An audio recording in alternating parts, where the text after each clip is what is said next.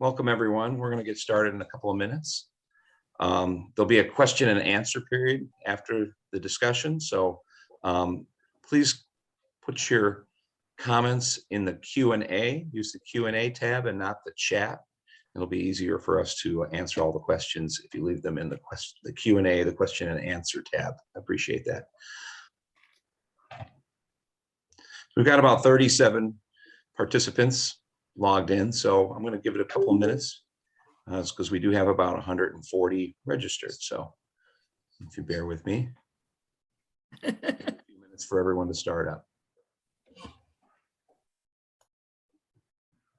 And if you're here already, thank you for joining us.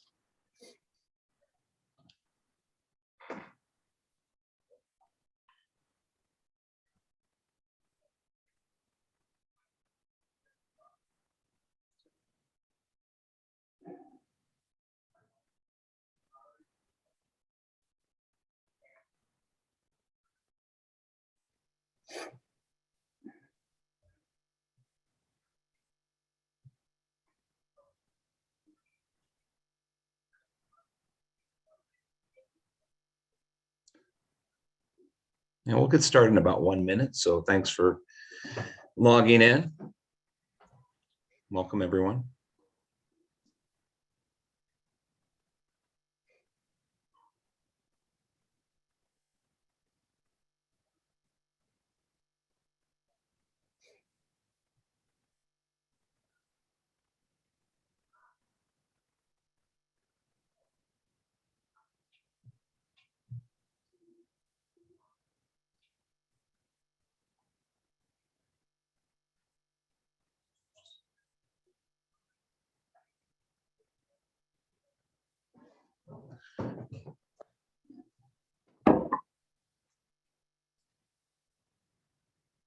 All right, well, I'm going to get started. Welcome, everyone. My name is Scott Fortman. I'm president of the Chicago chapter of the ICAA. I'd like to thank everyone for logging in this evening and taking time out of your day and being a part of this presentation. The Institute of Classical Architecture and Art is dedicated to advancing the practice and appreciation of classical and vernacular traditions in architecture and the allied arts, learning from the past and building for the future. Our mission is to inspire professionals, students, and enthusiasts to teach, share, and promote the value of classical and traditional design principles for future generations. We're an educational organization working in the spirit of the École des Beaux-Arts to provide a solid foundation for architects and designers. The study of precedence, proportion, and scale is key to the ability to create new designs that are balanced and sorry, lost my spot there. Balanced, appropriate, and meaningful to today's users. The focus on hand drawing and sketching is critical to problem solving and creativity, but the ICAA's focus is on principles that are universal: proportion, balance, scale, and beauty. These principles form the building blocks for a language of design regardless of style or period, modern or traditional. Please visit our website at classicistchicago.org for more details on this and future events and the benefits of membership. I'm delighted to co-host tonight's presentation with the Benjamin Marshall Society, and I'd like to take a moment to introduce Jane Lepeau, president of the Benjamin Marshall Society, who's instrumental in organizing tonight's presentation. Jane?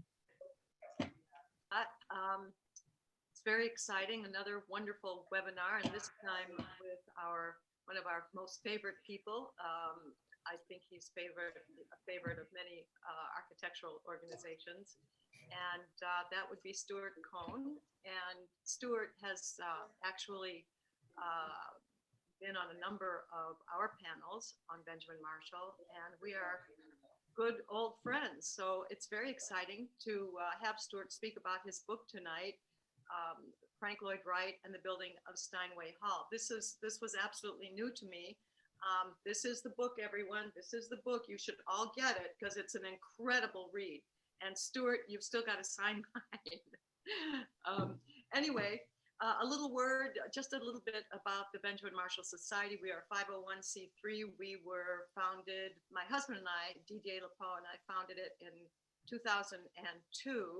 And we became a non-for-profit 501c3 in 2003 with the help of Thomas McMenamin from Masuda Funai. We've done a lot since then. We've come a long way. We published a book. We created a film. Both of which need to be expanded because every day we're learning more things about Benjamin Marshall. I mean, every day. It's just crazy. We have another book to do, another film to do. And that's why we would love for you to become members and help us to fundraise for these extraordinary stories that still need to be told. The mission of the Benjamin Marshall Society is to educate the public on the name, life, works, and legacy of Benjamin Marshall, who was born in 1874, died in 1944, and to revive his dialogue on the role of architecture in a civic and urban environment. This allows us to speak about any architect, any designer under the auspices of Benjamin Marshall. So that's why we can do even modern architects. And we will be doing one actually, I believe in March on Mies van der Rohe. But anyway, you can go to our website, www.benjaminmarshallsociety.org or .com, and there you can sign up for membership if you like. And so there you go. I think there's a lot more to say, but we're going to go on to the main thing, which is Stuart. And Scott, I'll let you take care of the fabulous introduction. Thank you, Jane. Yeah, I'm just going to do a quick, introduction. And I'm sure many of you know Stuart, but Stuart is a practicing architect, fellow of the American Institute of Architects, and professor of architecture emeritus at the University of Illinois, Chicago. In 2018, he was recipient of the ICAA's Arthur Ross Award for his writing and contributions to architectural history and theory. The following year, Cohen served as the co-editor of the issue of the ICAA's publication, The Classicist, devoted to Chicago architecture. That same year, he received an award for excellence in architecture, scholarship, and academics from the Society of Architectural Historians. And in 2021, he was awarded the Chicago Chapter's AIA, or the Chicago Chapter AIA's Lifetime Achievement Award. He's the author of 5 books on Chicago architecture, and his talk tonight is based on his most recent book, as well as his continuing fascination with Chicago's architectural culture at the beginning of the 20th century. Stuart, take it away. Okay. Scott and Jane, thank you for the nice introduction. Gee, I guess I've been around for a long time continuing to do this. If any of you have heard this lecture before, it's not quite the same lecture. I've added a few comments and some images about the classically inspired work that many of the Steinway Hall architects were doing in the 1890s. But as Jane suggested, my presentation tonight is based on my new book, Lloyd Wright and the Architects of Steinway Hall, which is a study in collaboration. In his 1932 autobiography, Lloyd Wright remembers, quote, "I had met Robert Spencer, Myron Hunt, and Dwight Perkins. Dwight had a loft in his new Steinway Hall building, too large for him. So we formed a group, outer office in common, workroom screened apart in the loft of Steinway Hall. These young men, newcomers in the practice of architecture like myself, were my first so-called associates in the profession of architecture." So we're looking at the folks that were in Steinway Hall. And in 1897, Robert Spencer, who's in the upper row on the left, Frank Wright, Dwight Perkins, Myron Hunt, all moved in together on the top floor of Steinway Hall, located, it actually had 2 addresses, but the original address was 17 East Van Buren in Chicago. With them on the far right of the top row was an Italian named Adamo Baiari, and then On the row below was Henry Holt, and I could not find a picture of Francis Kirkpatrick, who they both worked for Perkins.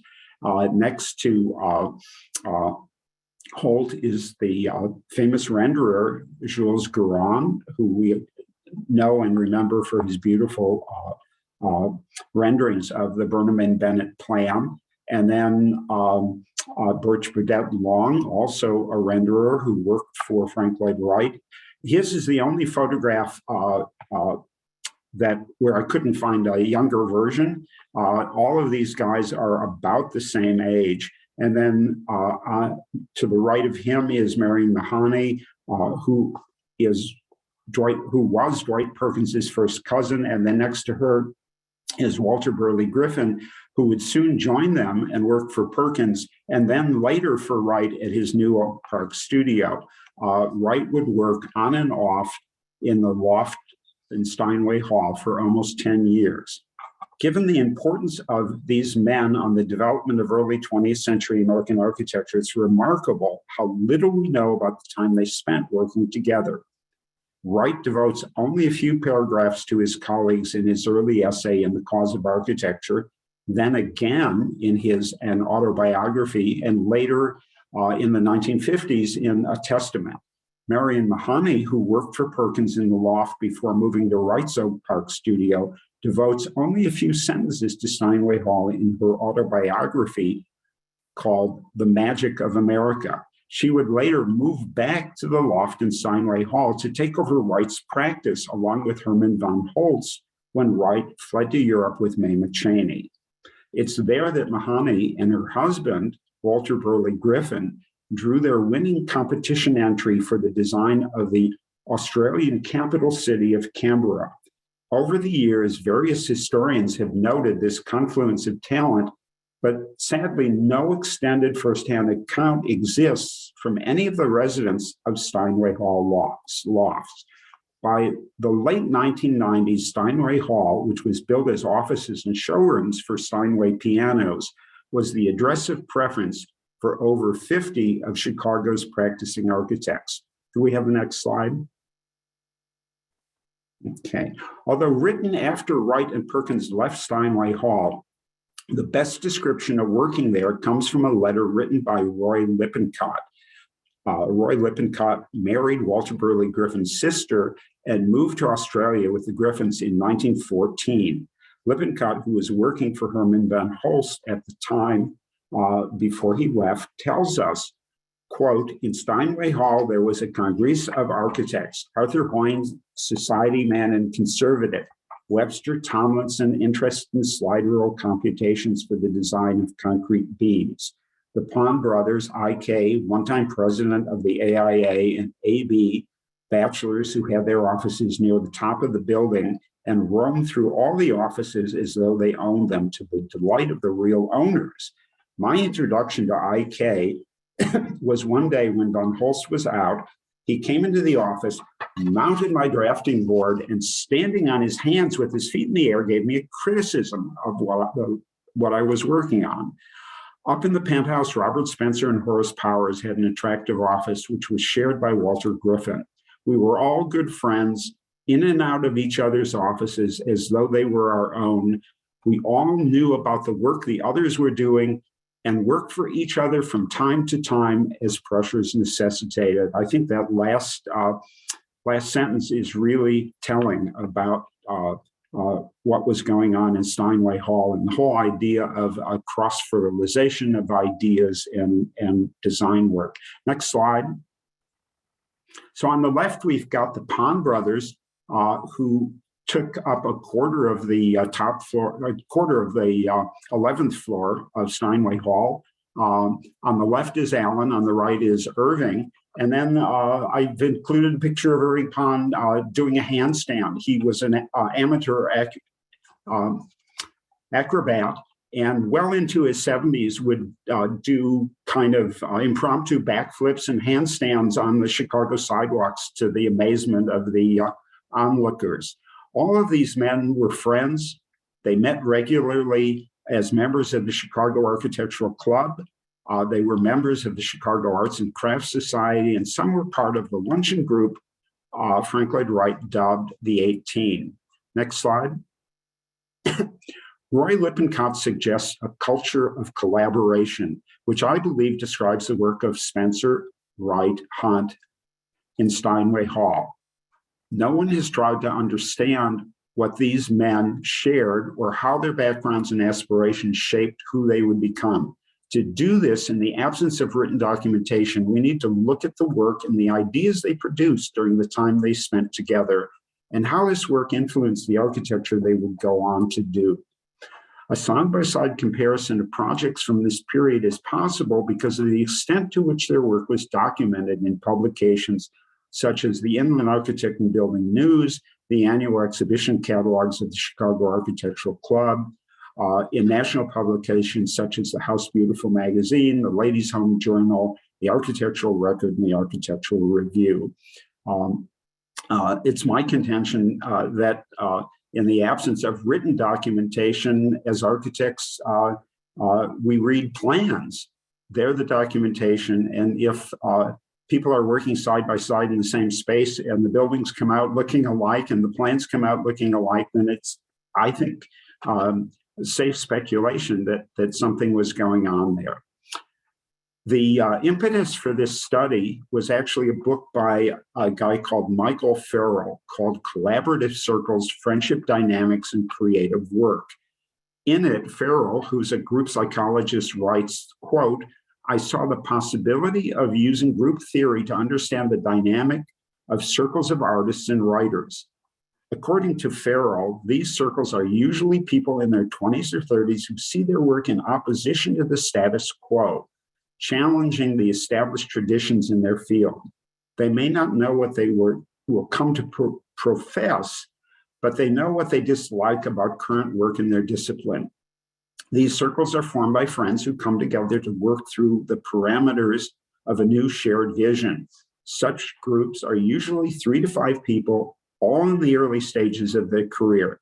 They often work together on collaborative projects and will undertake projects aimed at winning public support for their ideas, such as exhibitions and publications.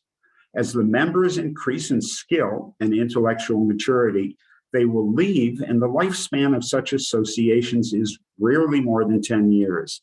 So all of this, which Farrell describes in his book, seemed to perfectly fit the group of architects that occupied Dwight Perkins's loft in Steinway Hall.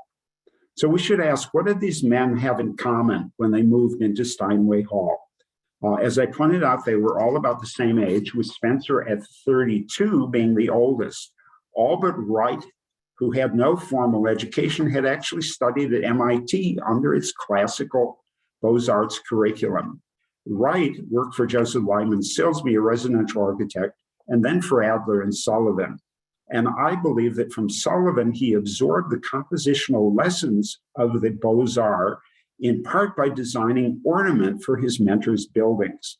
Robert Spencer would later write that in Wright's ornament, there is, quote, evidence of wise and thoughtful planning of the same synthetic method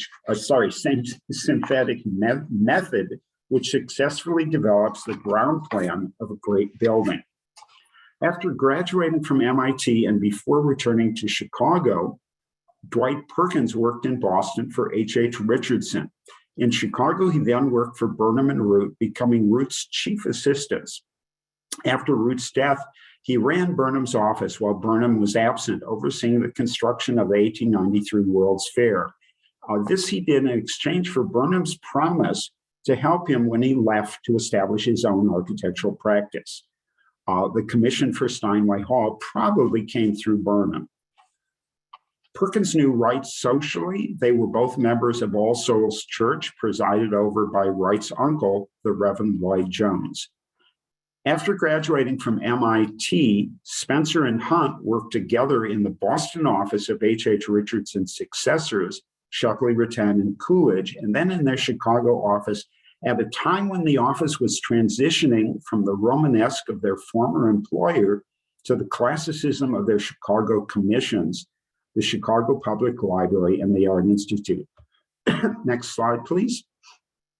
So the image on the left is a watercolor done by Robert Spencer as one of the requirements for the Roche Traveling Fellowship, which he won in 1891 and funded a year of travel in Europe, primarily in England, France, and Italy. And on the right-hand side is an interior photograph of the Chicago Public Library completed in 1893, which we know is a commission that Spencer worked on, being responsible in large part for the interior development of that building. Next slide. The watercolor on the left, rather, is a design by Spencer that he exhibited at one of the Chicago Architectural Club's yearly or annual exhibits, and it was titled "The Main Stair of an Arts Building." And clearly, it's a study for the Art Institute interiors, which Spencer also worked on, and is shown in the slide on the right-hand side. If you look at the Spencer rendering, you'll notice that in the central arch, he's depicted the winged victory of Samothrace. It's owned by the Louvre, unfortunately, not the Art Institute, but it would become a staple of interior decoration for Wright's residential commissions. Could we have the next slide? So there's, on the left is a close-up of that Spencer rendering, and then in the center, it's on display prominently in a photograph of his bookstore, Brown's Bookstore, and then in the Francis Little House on the right-hand side. Wright and Spencer were good friends, and before they moved into Steinway Hall in 1897, they had side-by-side offices in the Schiller Building. Could we have the next slide, please?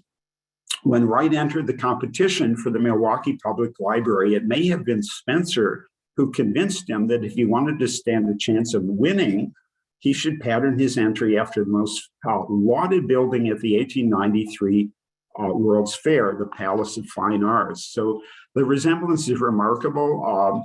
On the top is a drawing by Lloyd Wright. Can you believe that? And then below, Charles Atwood's design for the Palace of Fine Arts, which in fact was lauded as the most beautiful building at the 1893 World's Fair. Years later, in an article in the Architectural Record, Louis Sullivan would denounce the classicism of the World's Fair as setting the development of American architecture back 50 years. However, Wright, when asked about the classicism of the fair, in a 1939 lecture in London, said, and we can almost see him doing this with a shrug of his shoulders, "The World's Fair wave of classic, now an ism, swept over us and swept us all under." That said, so many of Wright's early plans are classical, including the colonial George Blossom House, which we'll see in the next slide, please. Okay. Could we have the next slide? So here we're looking at the plan of the Blossom House and the elevation that's up against Wright's shingle-style MacArthur House, which you rarely get to see. The plan is interesting because, of course, it's bilaterally symmetrical, and unlike commercial Beaux-Arts buildings or civic Beaux-Arts buildings, where that main axis would have either ended in the main stair of the building or the stair would have been split left and right, we can see that Wright ends the entry axis or the main axis of the house in the hearth, the fireplace, which is for him to become the symbolic and visual center of the house. And then again, on the right-hand side, we see the smaller Palladian windows or Surlianas, and then the big Palladian window, which is in fact the window at the landing of the main stair. Can we have the next slide, please? The Frubeck House, which is the plan on the left, is interesting because, again, not only is it set up, disposed symmetrically about its main axis and cross axes, but it exhibits a plethora of poché or configured that is shaped rooms, which were a hallmark of classical Beaux-Arts planning. And then again, on the right-hand side is an interesting plan for the Cooper House designed in LaGrange, Illinois for 1900. And you can see that same set of axial and locally symmetrical planning moves that we see in the Friedrich House. Next slide, please.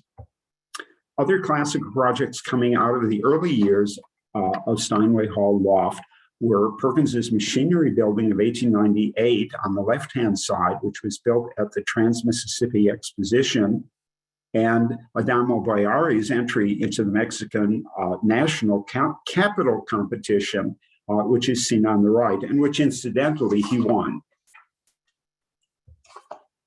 So Chicago's young architects debated the virtues and vices of the eclectic use of precedent in architectural design amidst the call for an original American architecture. The answer to this dilemma was offered by the theory of what was called pure design, based on Denman Ross's writings, as well as the teachings of Emo Lorch in the architectural classes at the Chicago Art Institute. Pure design emphasized the study of abstract forms and 2- and 3-dimensional composition. It was heavily promoted by the young Chicago architects as a theory advocating the use of fundamental design principles.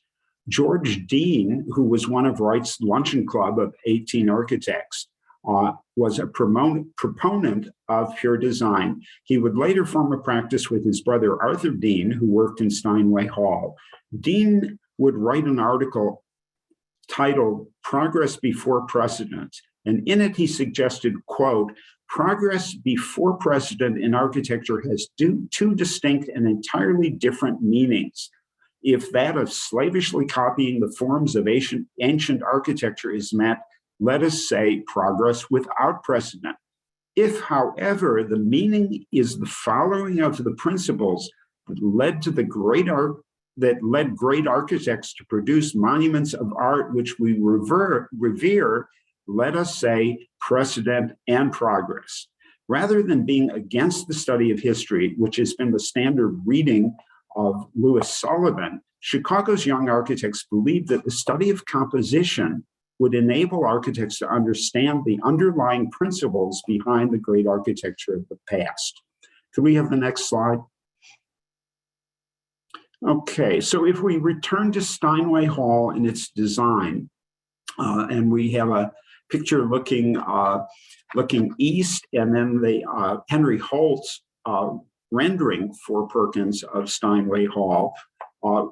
It's interesting because Perkins had planned during the building's construction to move into the attic loft.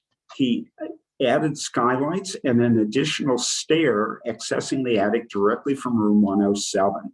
And we'll look at the floor plans for the building in a moment, but could we have the next slide? Okay, so what we're looking at here is essentially the ground floor plan, which I think is really quite marvelous. So you entered under that projecting bay window, which we saw in the image of the front of the building, and then up a flight of stairs or half flight of stairs to a landing where directly ahead of you, you entered the recital hall, or the elevator doors flanked the recital hall entry on the left and the right, and those would take you to the upper level offices. And then on the right-hand side, we have a photograph of the recital hall, which Jane LaPoe has told us was named Ziegfeld Hall. Next slide, please. So on the left-hand side, we have the 11th floor, and then on the right, the 12th floor.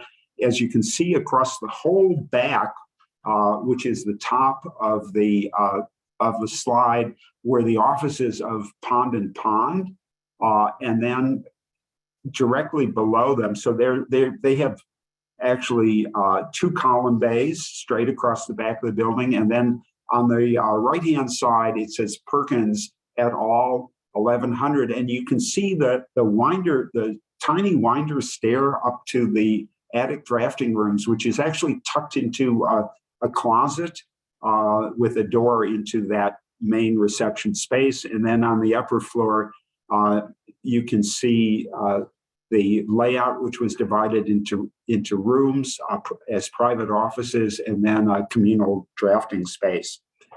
Could we have the next slide, please? Okay. On May 2nd of 1897, the Chicago Inter-Ocean, one of Chicago's daily newspapers, reported in their real estate section that, quote, "An interesting experiment in architectural practice has recently been inaugurated in Steinway Hall by 4 young men. These young men have united in a general office, the expenses of which are prorated according to the amount of use each makes of the telephone, typewriter, etc. This, however, is not the greatest advantage which they feel they gain by this arrangement. By that, they mean the sharing of expenses.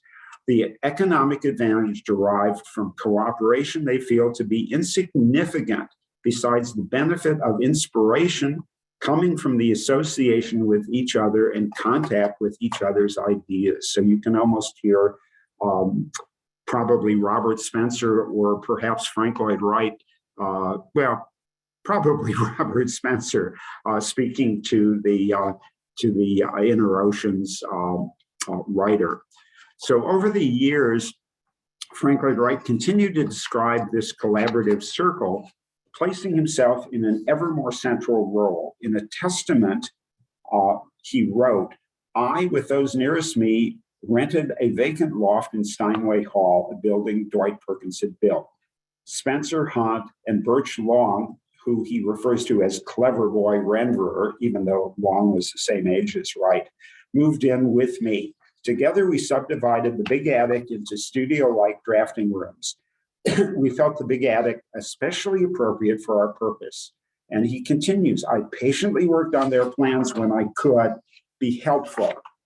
My most enthusiastic advocate, young Myron Hunt, was first among them to set up in Evanston, Illinois, with the building of the Mrs. Catherine White House. That was a characteristic instance. I believe myself helpful to all of them." Could we have the next slide?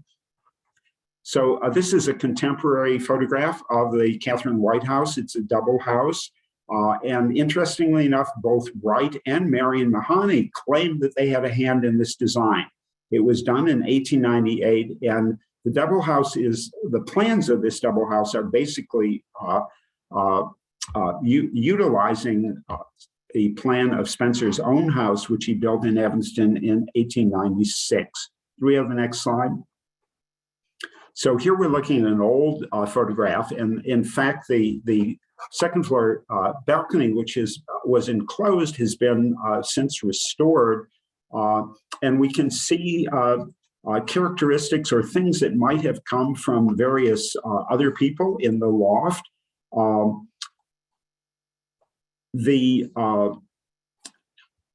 Basically, the massing and roof forms and the heavy timber entryway and porch aren't typical of anything Wright had built or that he would build, excepting the peaked roof of the George Smith house, which we'll look at in a moment. This could arguably be the result of Hunt's influence on Wright. The heavy timbers may owe something to Spencer's Stanley Gripe house, which we'll look at in a minute, and the planter boxes with foliage dripping over the edge is probably Marion Mahoney's contribution. We used to refer to those things as growies when I was in school. So this house is likely an early example of cross-fertilization and collaboration on design ideas that occurred in Steinway Hall. It was very well published, indicating that Myron Hunt was incredibly proud of the building, and for Wright and Mahoney to have claimed to have had a hand in his authorship meant that they also recognized that it was a significant contribution at the time. Could we have the next slide? Okay, so here we've got the Myron Hunt John Sweet house on the left and Frank Lloyd Wright's George Smith house in Oak Park of exactly the same date. And historians have pointed out that that Wright reused that same unusual roof form, which is a high peak and then flattened out at the eaves. But interestingly enough, here's a house by Hunt that does exactly the same date, that does exactly the same thing. Could we have the next slide, please? Okay. So in the upper left-hand corner is the Stanley Gripe house with its plan immediately to the right. And Marion Mahoney, when she started working for Wright, remembered a rendering by Spencer pinned up over Wright's desk. From her description, this was probably the 1894 John Stanley Gripe house in Evanston. The house certainly influenced Wright's 1895 Nathan Moore house in Oak Park, which is the image directly below. But I think it should also be compared to Wright's 1896 unbuilt design for a speculative house for Charles Roberts in Oak Park. The gabled articulated entry porch would become a feature of Spencer's houses. But if we look at the top left image, we can see why Wright might have been interested in it. I think it's an extraordinarily mature and talented performance. Spencer has articulated the stair in that big bay, which sits under the left-hand side of the cross gable. But what I want to point out to you here is the way in which the main roof actually slopes down to cover the entry porch, but is articulated into a front-facing gable. So if we look at Wright's house just below it, the entry porte cochere, which connects to a carriage house, is repeated in his design, unbuilt speculative design for Charles Roberts. But here it's actually the entry porch that you went up onto to enter the house. And could we have the next slide? So that idea of an articulated entry porch appears on the upper left-hand side in the Perkins and Spencer unbuilt design of 1896 for the First Congregational Church of Wilmette, Illinois. And the features that I've pointed out are to be found in many of Spencer's later residential works, which are shown in the other images on this slide. Could we have the next? Okay, so on the left again is Wright's Oak Park Moore house, and then on the right of a somewhat later date, but I think an interesting comparison is Robert Spencer's Adams house in Indianapolis.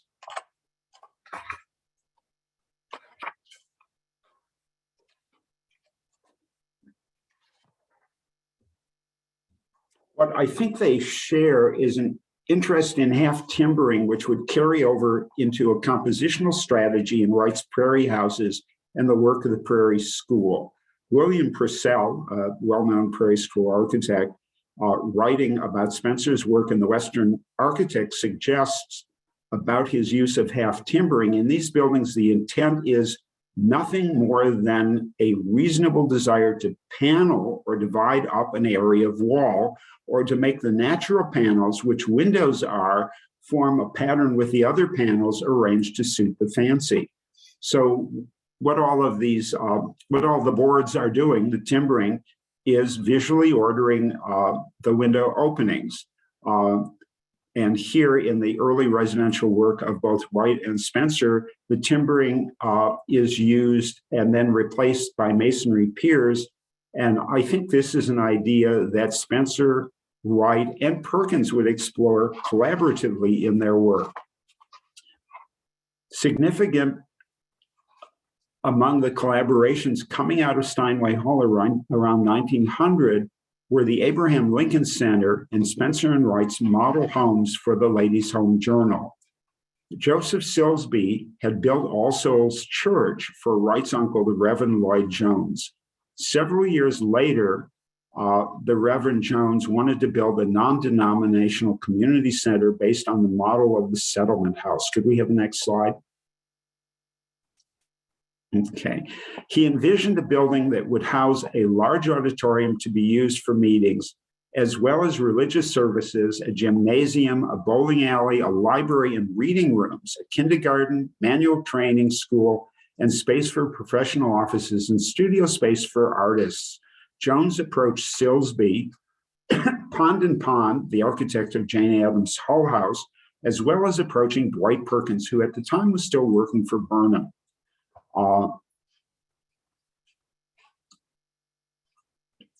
All of this prompted Frank Lloyd Wright to write to his uncle, quote, "How about the plans for the new building? Am I to get a chance with the rest of the boys, or is it an open and shut walk away for Silsby?" And he continues, "I do not want to let any architect walk off with a building with which an uncle of mine is so closely concerned." So the commission did go jointly to Perkins and Wright, both active members of Jones's congregation. Perhaps Jones hired them together because Perkins had the technical expertise of building Steinway Hall, a mixed-use building with an auditorium, while Wright had built only houses since opening his own practice. Further, Jones knew they shared office space in Steinway Hall, facilitating their collaboration. Things didn't go well between Wright and his uncle, and their disputes actually are well documented in correspondence. So on the left-hand side is the Abraham Lincoln Center. On the right-hand side is the Abraham Lincoln Center. On the left-hand side is Sullivan's Wainwright building. And in their very first design, which we're looking at here on the right, Wright and Perkins appropriated Sullivan's solution of office windows organized between vertical piers for the principal expression of their design. Jones was happy with the basic floor plan, but felt that the presence of the auditorium should, quote, shine through on the facade. He also wanted the building simplified for cost reasons. Next slide. So this is the 1902 version. The building is smaller and the auditorium is registered on the exterior by the grouping of windows. Jones also wanted the corner columns and the recessed attic windows, which Wright and Perkins referred to as a loggia, removed. And he wrote to them, "I have pled for simple lines, plain exterior for artistic and ethical reasons, as well as economic. I want no more debating exercises over the history and philosophy of architecture. I want a building." Next slide. Okay, so years passed and still dissatisfied with the complexity of the building's exterior. Wright refused to remove the vertical piers from the building, and Jones finally fired his nephew and hired Perkins to complete the project on his specific design instructions. So here we're looking at two more versions, and this is a design process which is painfully going on over a long period of time. The program for the building alters slightly, as you can see in some of these schemes. It gains more or fewer offices. The articulation of the second floor auditorium still remains. Could we have the next slide? So here's the building as built, and we can see Silsby's All Souls Church, which was done a number of years before for Jenkins Lloyd Jones. The building was, in its final design, so severe that Perkins felt, and he wrote this to Jones, that he wanted every drawing to carry a note saying, "Designed in accordance with specific directions given by Jenkins Lloyd Jones and against the protests of D.H. Perkins." In spite of the fact that Wright and Perkins were unhappy with the building, and Wright vehemently disowned any work on the exterior, I think that as a simple masonry block, the building is actually quite interesting. Compositionally, it's really wonderful. What Perkins has done is he's continued to read out the second floor auditorium by the grouping of windows with a spandrel panel. The three main groupings of windows with the center entrance actually are part of a reading of the building that stacks vertically. Interestingly enough, the repetitive upper floor office windows diminish on the top floor, where they almost read as a kind of attic.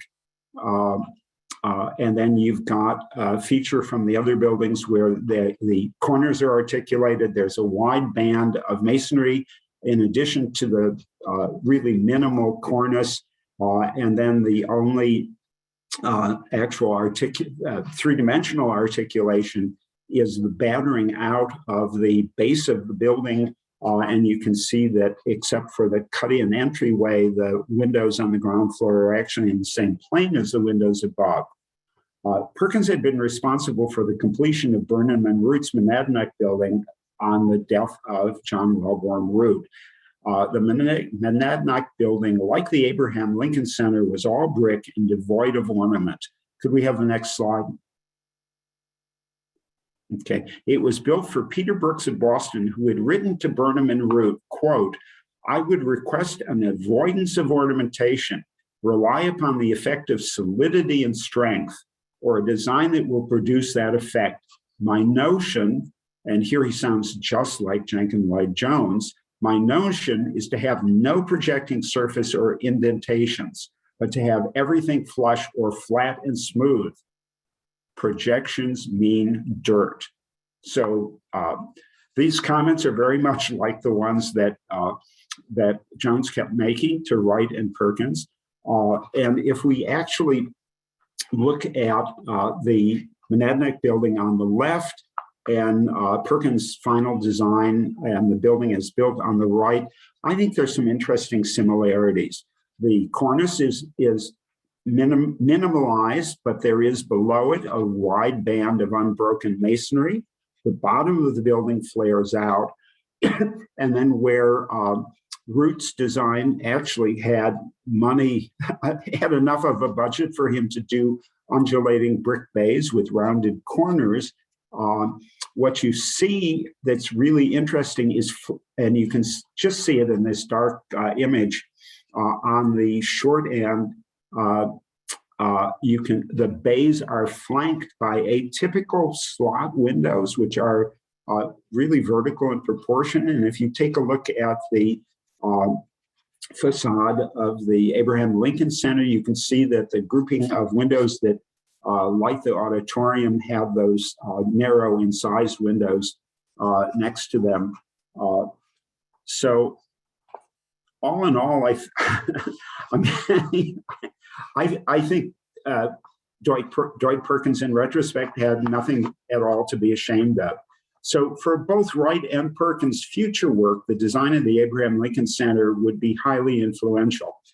Perkins went on to design Chicago public schools that reflect the lessons of the Abraham Lincoln Center's earlier designs. Can we have the next slide?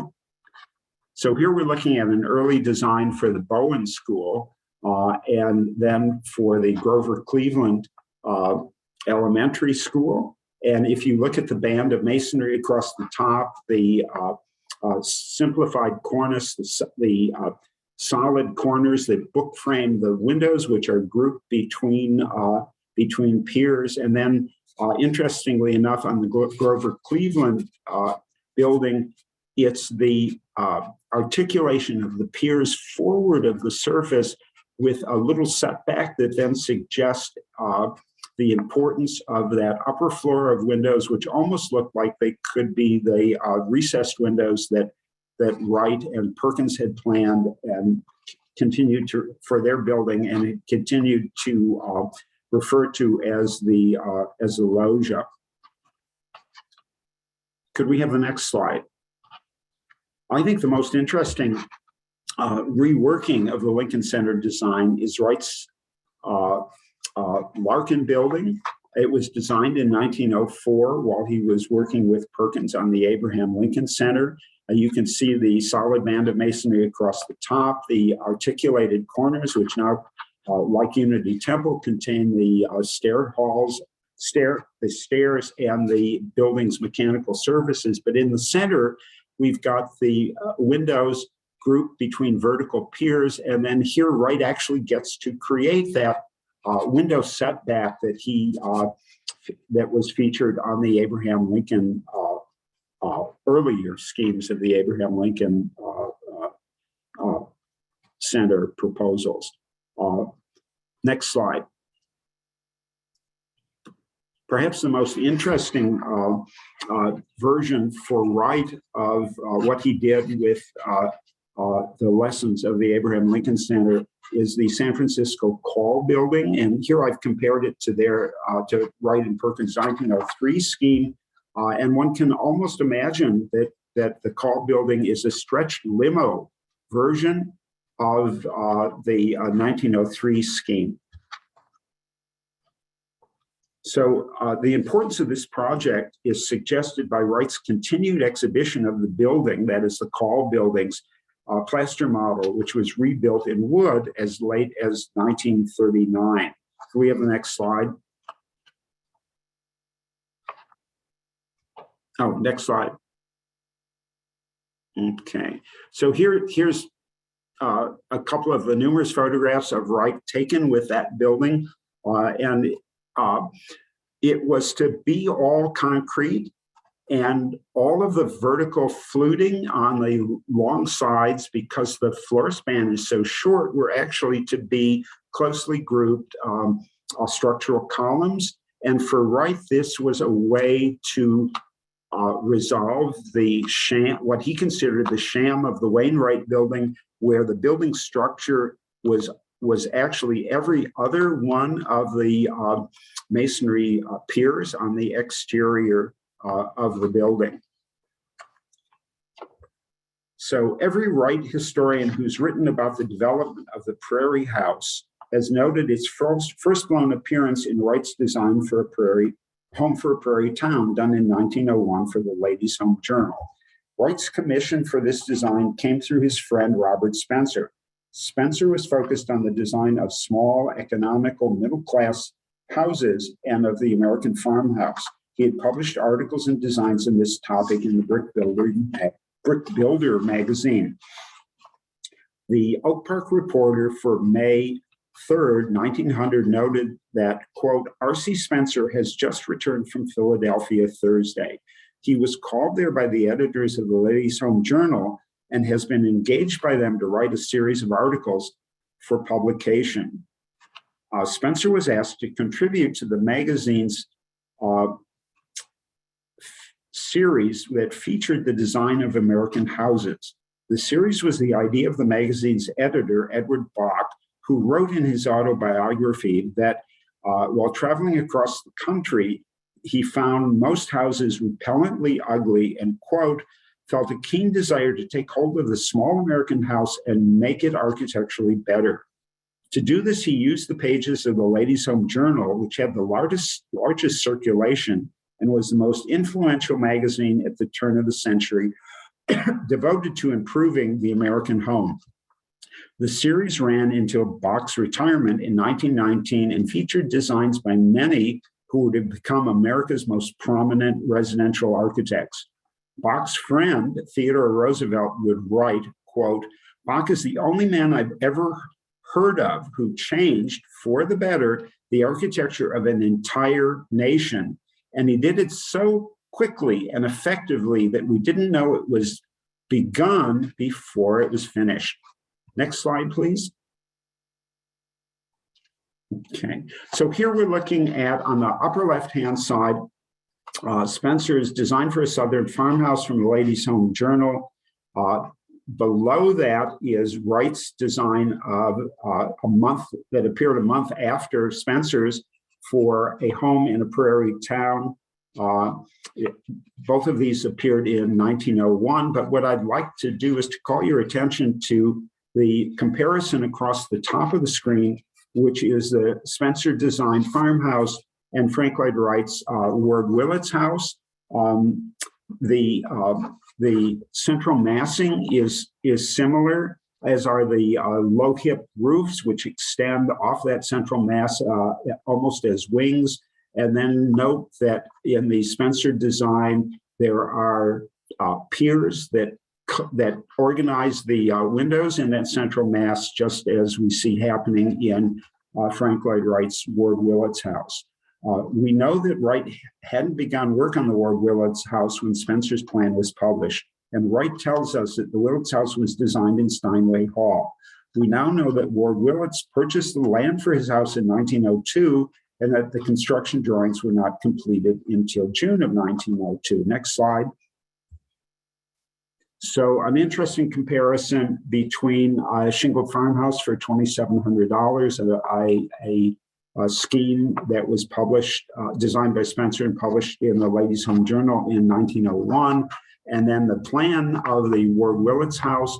Both plans are cruciform. The organization of the plan makes the front T into public rooms, dining room on the left, and in the case of Spencer's plan, a library. In the case of Wright's plan, part of the parlor and part of the entry sequence. The back is entirely given over to kitchen, and in the case of the larger Willets house, to kitchen and servants' quarters. Each of the forward wings of the house are extended in verandas or covered terraces, which we can see in Spencer's design and in the Ward Willets house.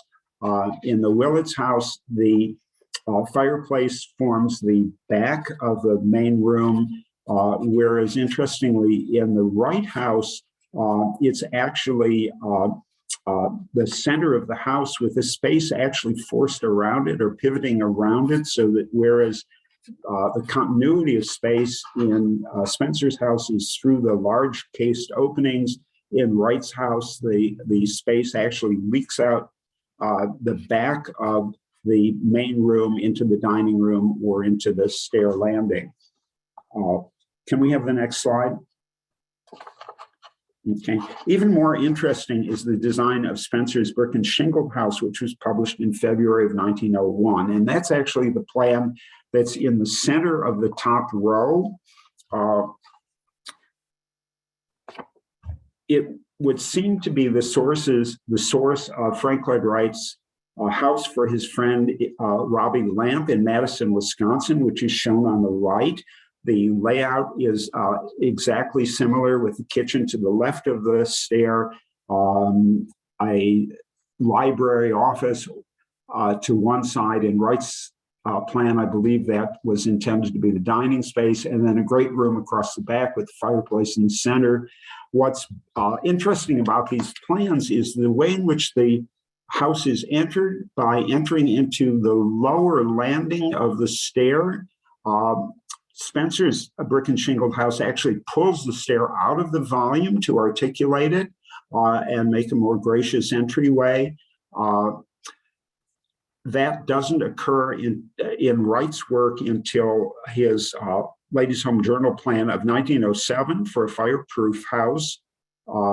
Interestingly, Wright has actually shifted the location of the stair, and while you still enter into the lowest landing, because of the way the stair is positioned, you come up and enter into the living room rather than against the back of the fireplace, which is an enormous improvement, but there's a period of 7 years that have gone past here. Spencer's design seems to be the source of Wright's subsequent compact cube houses, including the one that we've looked at, the Robbie Lamp house of 1903 in Madison, Wisconsin, and his fireproof house on the lower right, but also of his 1908 Stockman house in Mason City, and with slight variations, the Greenhouse of 1912 in Aurora, Illinois, the Emil Bach house of 1915 here in Chicago, and the Ross house built in Glencoe, Illinois in 1915.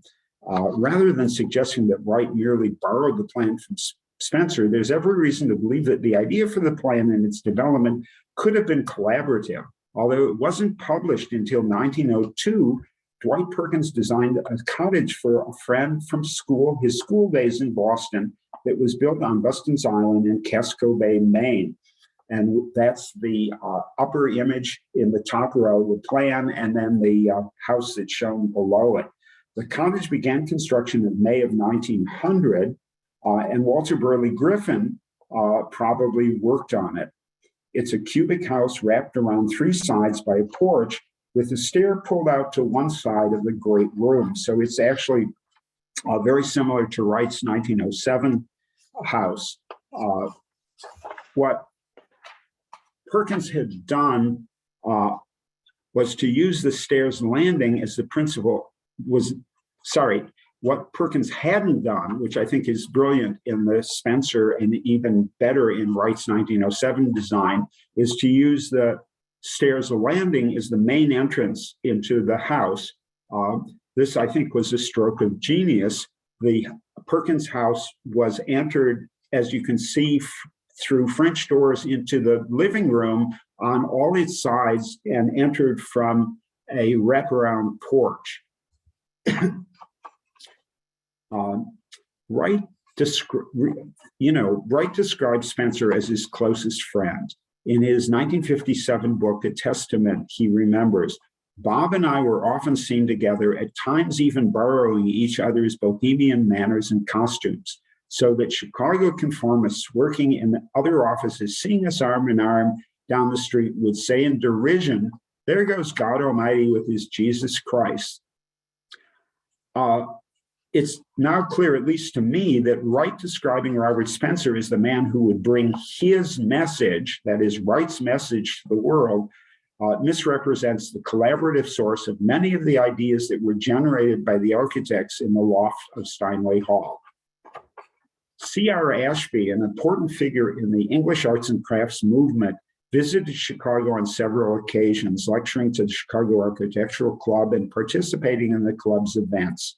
In 1908, Ashby visited Chicago and noted in his memoirs that Chicago's greatest days in aesthetics were past, that Wright had grown bitter, and that Louis Sullivan had spent the last years of his life writing a dreamy, chaotic prose epic. By 1908, all the original occupants of Steinway Hall loft, except for Robert Spencer, had departed. As Michael Farrell had suggested in his book, their collaborative circle had lasted just over a decade after they came together to try and change the practice of American architecture. Could we have the next slide? Okay, so thank you. I've presented only a small portion of the information in my book, which makes a case for architectural collaboration. So this is a pitch. You should all run out and buy my book, I hope. In addition, the book contains a discussion of Spencer, Perkins, Hunt, and Wright's use of the Chicago Architectural Club and the publications to promote their ideas. It also contains a discussion of the critical and intellectual milieu within Chicago's architectural community around 1900. There are short biographies of Spencer, Perkins, and Hunt, who have never had major biographical treatments, and a discussion of Wright's early work in Silsby and Sullivan's offices. There are also much briefer biographies of the architects who formed the dining club Wright called the 18. I also, in a chapter, compare and discuss similar statements of architectural theory as they appeared in the early published writings of Spencer and Wright. So I hope everyone will purchase a copy of my book, and it's available from my publisher, Oro Editions, your local bookseller, or if you want to help promote Jeff Bezos's ideas about space tourism, you can, of course, get it from Amazon Books. The right-hand side of your screen has an ordering code, which will get you a 20% discount if you purchase it directly from the publisher. And now, if you're not all either put to sleep by my lecture or exhausted, I'd be happy to answer some questions.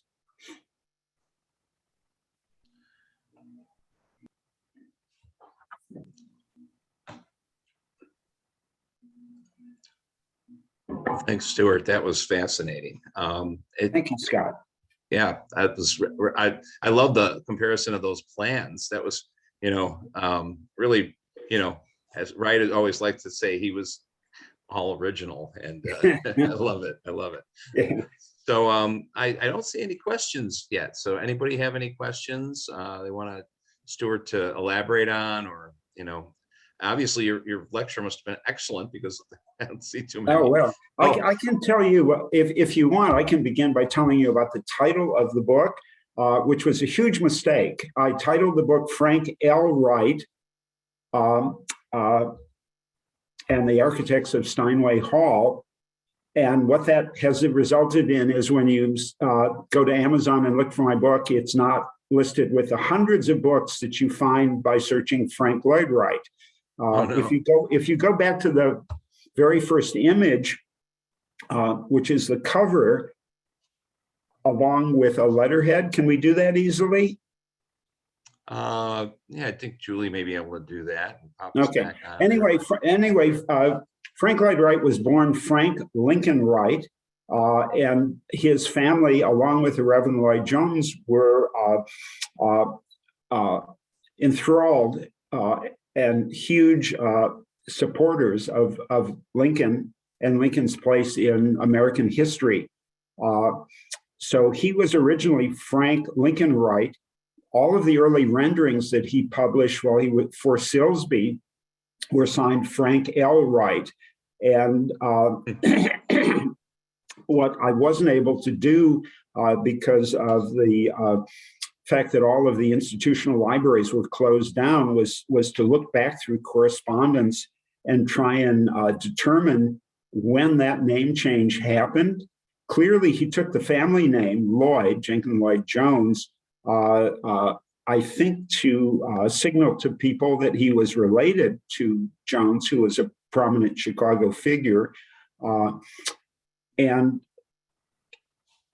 the only thing that I had to go on was Tim Samuelson, who thought that he had taken the middle name Lloyd around 1900, because Samuelson, when he was looking through the working drawings for the Heller House, noted that or the drawings, and along with the construction drawings for the Heller House, noted that the early sheets were signed Frank L. Wright, and then the later sheets were signed Frank Lloyd Wright.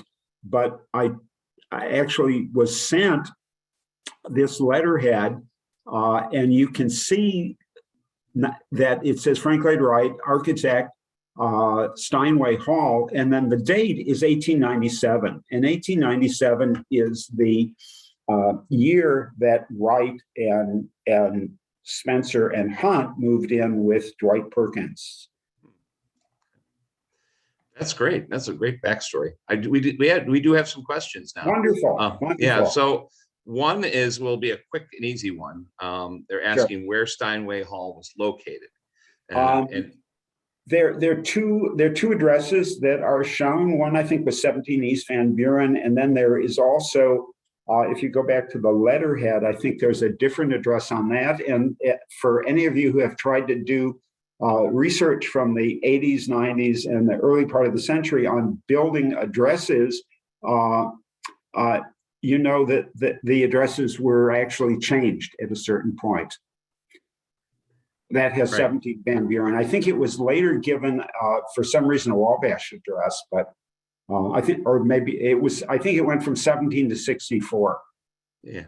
Anyway, so it was between Wabash and Michigan Avenue on, in terms of its location. I think that wasn't it. I was reading somewhere that it was where the CNA building is right now. I think so. Yeah, I think you're right. Yeah. And then next one might be a little longer. Answer is, can you expand on the Club of 18? Sure. The Club of 18. I don't know whether I would call it a club. All of the people were members of the Chicago Architectural Club, which did not meet over the summer. So according to Wright's description, and we don't know whether it was instigated by Wright or not, but there was a group of architects that decided that they wanted to continue getting together socially to talk about their work and talk about architecture, and that there were apparently 18 people involved, and by some accounts they met for dinner, by other accounts they met for lunch. We think from at least one account, which is Robert Spencer's, that they dined at the Bismarck Hotel. And that apparently went on even after the Chicago Architectural Club resumed its activities in the fall, but probably lasted only a year or two based on Wright's description. The other interesting thing is that we don't know for sure who all the 18 were. In Wright's,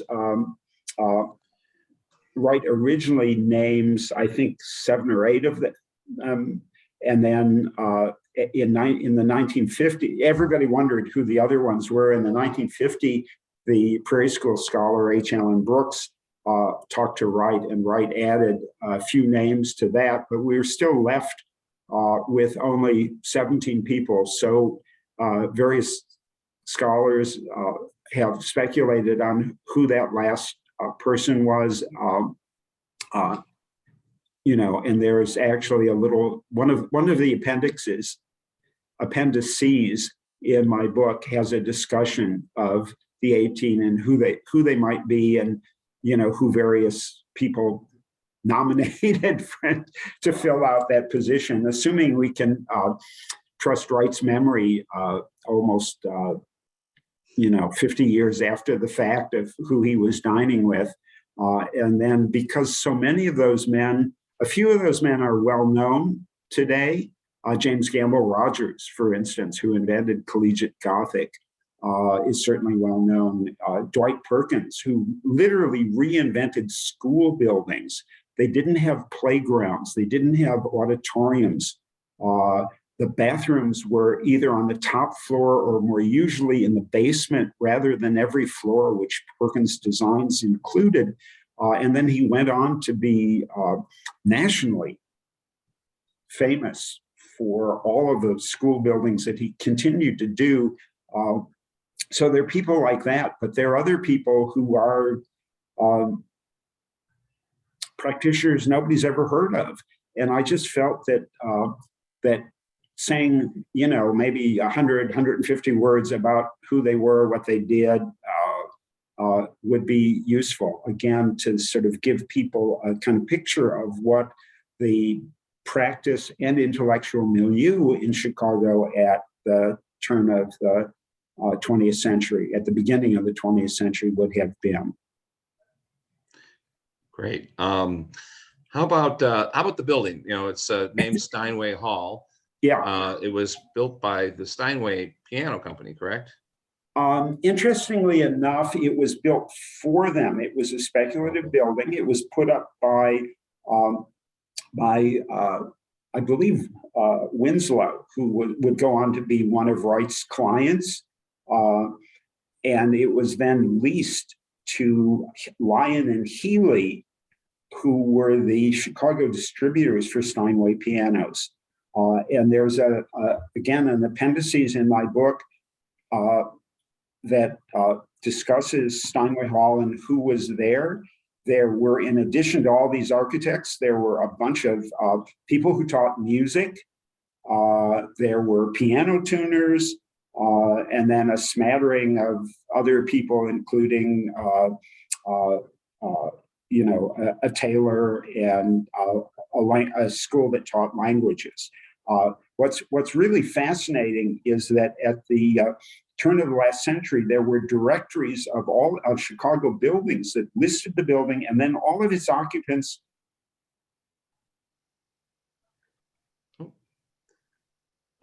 We've got Stuart's frozen.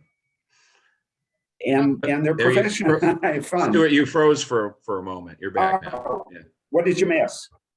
There's an appendices about Steinway Hall, and it lists some of the various people, in addition to architects and music teachers and Steinway pianos, who were there. And the last thing I said, which hopefully everybody heard, was that there are all of these great directories of Chicago buildings from that period that list the building by address and then list all of the renters and what their professions were or what kind of office they had. Well, and then I might add that Benjamin Marshall went on to build the Steger building, which was for Steger pianos, and in the same area, as well as the Lyon and Healy building. he built. So it was what was it? Musicians Row there. Yeah. Yeah, well, Benjamin Marshall was a decade older than all of these guys. They were kids. I think he probably had no interest in what they were doing. And in all likelihood, they knew who he was. I think he became, sadly, famous or infamous because of the Illinois the Iroquois theater fire. That was one of, yeah. He began doing, as I'm sure all of your members know, Jane, he began doing theaters and then eventually became quite famous for all of the wonderful, extraordinary apartment buildings that he built, many of which he was a developer and part owner of. Absolutely. No, absolutely. What happened to, another question, I'm sorry, another question, whatever happened to Myron Hunt? Oh, Myron Hunt's wife had TB. And she went to move to Pasadena, and then Hunt was going back and forth. He followed her the following year. Hunt still had family in Evanston, but by 1903, he was completely in Pasadena, which I had not known, but was a wintering place for Chicagoans at that point in time. And his first work out there was for Chicago clients. But he went on to have a significant career in California, including the Huntington Estate, a number of lots of collegiate buildings and campuses, and then he's the architect of the Rose Bowl structure. So he hardly disappeared. He just moved locations. And interestingly enough, there's a little, very brief book on Hunt, edited by David Gebhardt years ago. And everyone seems to think that he met Elmer Gray in California. Gray became his partner out there, but Elmer Gray was in Milwaukee and was an active member and participant in the Chicago Architectural Club. So they would have known each other through the club and through Steinway Hall. Yeah, that's extraordinary. I mean, what a small world, right? They all know each other. Yeah, And well, Jane is like musicians, right? Well, that's true. Let's qualify that. The really good ones who've made a contribution. That's fair. I think the rare air is the same in every arena, don't you think? Yeah, I'm sure. We all end up. Yeah. And that kind of ties into the next question, which is, was there something about that period which kind of bonded them together? This encouraged these young architects to work closely together and collaborate. If there was, I wish I knew what it was and could bottle it. The kind of collegiality and sense of place and sense of sharing is extraordinary. I mean, I'm a Chicagoan. I went to school out east and then worked in New York City for about 5 years. And not that was rarefied atmosphere, but it was one of those places where there wasn't enough air to go around, where everybody was jealous of everybody else and nobody would give you any help or the time of day. And I moved to Chicago and in the mid 70s and actually found the exact opposite, that people were generous, that Chicago had an ethos about building things well. I mean, Jack Hartray, who I had met and chatted with, literally said to me, "You can call me anytime." And Jack became my go-to guy for technical stuff that I didn't have any idea how to do. And I think it was because everybody felt that if you built a shoddy building or you built a building that failed technically, that somehow you had injured the profession in Chicago, not just your own reputation. And then obviously what I did in the 70s with, with Tigerman and Tom Beebe and Larry Booth and Jim Nagel was to try and, in my mind, create a collegiality like the one that had existed circa 1900. That's a great story about Jack Hartray. I actually, when I was studying for my architectural exam, he was running classes at UIC for, prep classes for studying for the architectural exam. And I was, just lucky enough to have him as my instructor. So he was fantastic. Yeah, he was a great guy. I mean, my theory is that architects shouldn't get so busy that they can't be generous towards other people in their profession. Now, was Louis Sullivan a mentor for the architects at Steinway Hall?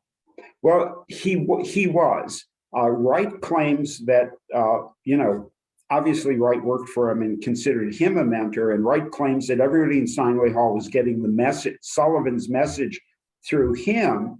But we have accounts of people meeting Sullivan in Steinway Hall, and apparently he would come there and just chat with people and lecture in an impromptu way. And I think a lot of what Sullivan did was to lecture to younger architects, to promulgate his ideas about architecture. And I think he was like a guru. I think young architects flocked to him because he was saying something different from what they were hearing from their employers or what they were reading in the periodicals of the day. And any stories about regarding the Muse on Dorchester apartment building in Hyde Park by Spencer? Anything? Somebody brought that up? No stories there. Okay. The research I did was primarily about Spencer's single-family houses, because all of these people were, at least at the beginning of their career, building and thinking about the American house and creating a new version of the American house for what then was an emerging business and middle class. Okay. Well, great. I think that wraps it up. I mean, what a wonderful presentation. I mean, really enlightening. Thank you so much. Thank you. And Go ahead. yeah. Go ahead, Jane. Yeah, no, I just wanted to add that I mean, this is like a revelation, because I knew nothing about this, and it's just mind-blowing to me, because I'm into music. My kids are musicians, and just all of this everything is so interrelated, and it's so extraordinary. I would say that the turn of the century, the last century, 1900, was huge around the world, huge all over Europe, and all the capitals of Europe with the colonies of the colonies coming in to all the capitals of Europe at the time, Japan, it's and there's so much more, but there's I'm not very good at this, but there's just so much more, and it's all so exciting. I want to say thank you to obviously to Stuart, who is just the most amazing, intellect and architect. It's just so fascinating to hear him. And also I'm very grateful for this another collaboration with Scott Fortman and ICAA. It's really wonderful. And thank you for SAH for getting the word around as well. Now I have one little incredible tidbit to tell you. We have wonderful people volunteering for our Benjamin Marshall Society. We're always looking for volunteers, always looking for help. So you can ask or find or talk to us at info@benjaminmarshallsociety.org. However, what I want to tell you, which is so extraordinary, is that one of our officers, Mary Nelson Riley, her uncle who was born in 1895 in Chicago, is a huge architectural name. He died in France, in Marseille, I believe, in 1979.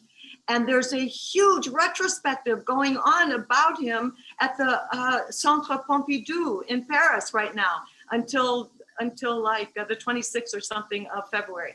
I know that's wild, but I just found out about it, and it's Mary Riley's uncle. I mean, give us a name.